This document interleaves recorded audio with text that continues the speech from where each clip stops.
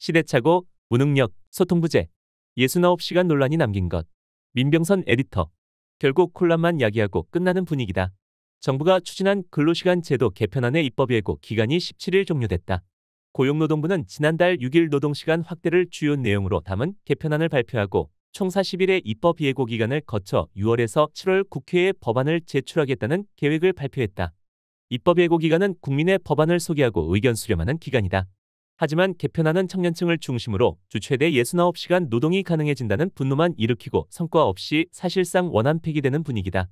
개편안에 대한 40일간의 분노와 논란은 윤석열 대통령의 지지율 하락에도 큰 영향을 미쳤다. 이정식 고용노동부 장관은 17일 기자간담회에서 개편안의 향후 방향에 대해 설명했다. 이 자리에서 이 장관은 60시간이 될지 48시간이 될지 모르지만 실노동 시간을 줄일 수 있는 방법을 찾겠다. 라고 밝혔다. 그는 또 객관적인 의견 수렴을 위해 국민 6,000명을 대상으로 설문조사와 심층 집단 면접을 실시하겠다. 고 말했다. 이는 1987년 당시 서울대 사회과학연구소에서 대규모 설문조사를 한 이후 의사관계 제도에 관한 최대 규모 설문조사라고 했다. 69시간 논란을 의식한 듯 이 장관은 실노동 시간을 줄이기 위해 가장 좋다고 생각한 방안을 제시했는데 아니라고 하니 광범위하게 의견을 수렴해 국민들이 안심하고 노사 모두 공감할 방안을 찾겠다. 고 말했다. 이후 정기국회에서 이 조사를 통해 마련한 안을 논의할 수 있도록 하겠다고 했다. 이 장관의 이날 발언은 개편안을 사실상 접었다는 것으로 해석할 수 있다. 하지만 노동시간의 확대 의지를 숨기지는 않았다. 이 장관은 주 52시간제라고 불리는 우리 근로시간 제도가 사실은 주 40시간제라고 설명했다. 법정 시간은 주 40시간이고 연장 근로시간이 12시간이라는 설명이다. 그러면서 우리의 주 평균 근로시간은 38시간이라고 덧붙였다. 실제 노동시간이 38시간이니 더 늘리겠다는 뜻으로 해석될 수 있는 발언이다. 설문조사를 통한 여론 수렴 발언에 대해서도 비판이 나온다. 애초 개편안 추진 전에 진행했어야 할 절차를 이제야 들고 나온 것이 문제라는 지적이다. 이 장관은 정부가 차라리 1년 근로시간을 1800시간으로 줄이겠다고 제시했으면 69시간 논란이 나오지 않았을 것이라며 스스로 정책 홍보 실패를 자인하기도 했다. 69시간 논란은 정부의 시대착오적 노동인식에서 비롯됐다. 대부분의 다른 국가들이 노동시간을 줄이는 추세에서 우리만 시대를 역행하는 조치를 추진한 것이 문제였다. 한국행정연구원의 보고서에 따르면 국내 임금노동자의 연간 노동시간은 2021년 1915시간으로 경제협력개발기구 평균인 1716시간보다 199시간이나 길다. 하루 8시간 노동 기준으로 연간 25일이나 더 일하는 셈이다. 연간 1349시간 일하는 독일과 비교하면 1년에 566시간 더 일한다.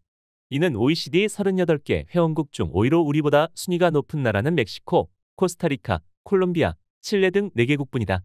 우리가 혼란을 겪는 와중인 지난달 22일 칠레는 노동시간을 주 45시간에서 40시간으로 줄이는 법안을 상원 의원 45명 만장일치로 통과시켰다. 가브리엘 보리치 칠레 대통령은 자기 SNS에 40시간제 향해 전진이라고 언급하며 우리는 더 나은 칠레를 만들기 위해 계속 노력하고 있다. 고 밝혔다. 하준경 한양대 경제학부 교수는 노동시간 확대 등 요소 투입을 늘리기보다 기술개발과 노동생산성을 높이는 게 경제발전에도 더 효율적이다. 라고 밝혔다. 한국의 노동생산성은 주요 선진국 가운데 최하위다. OECD에 따르면 지난해 우리의 시간당 노동생산성은 41.7달러로 OECD 회원국 38개국 중 29위다. 정부는 논란이 오해서 빚어졌다는 입장이다. 69시간은 근로시간제도 개편안의 본질이 아니며 핵심은 노동시간 선택권을 강화하기 위한 것이라는 입장이다. 하지만 대통령은 대선 기간부터 노동시간 연장을 말해왔다. 당시 윤석열 후보는 언론 인터뷰에서 일주일에 120시간 바짝 일하고 마음껏 쉬는 게 필요하다는 발언으로 논란을 빚었다. 발언이 나오자 기업 편향적, 시대착오적 노동 의식이라는 비판이 나왔다. 윤 후보의 발언은 주 52시간 근간을 유지하면서 연장근로 관리 단위를 유연화하는 정책으로 대선 공약에도 담겼다. 당선 뒤 대통령직 인수위원회에서도 선택적 근로시간제 정상기간 확대 등 활성화 방안 마련, 스타트업 전문직의 근로시간 규제 완화 등이 국정과제에 담겼다. 노동시간 확대가 오해가 아니라 대통령의 의지인 것이다. 개편안 추진 과정에서 드러난 무능을 지적하는 목소리도 높다. 통상 정책 추진을 위해서는 사전조사 다음 기획, 기획 다음 입안, 입안 다음 시행, 시행 다음 사후 설득과 보완의 과정을 거치는데 이런 절차가 없었다는 것이다. 주무부처인 고용부가 느닷없이 개편안을 제시하고 논란이 일자 설문조사 등을 통해 여론을 듣겠다고 했다.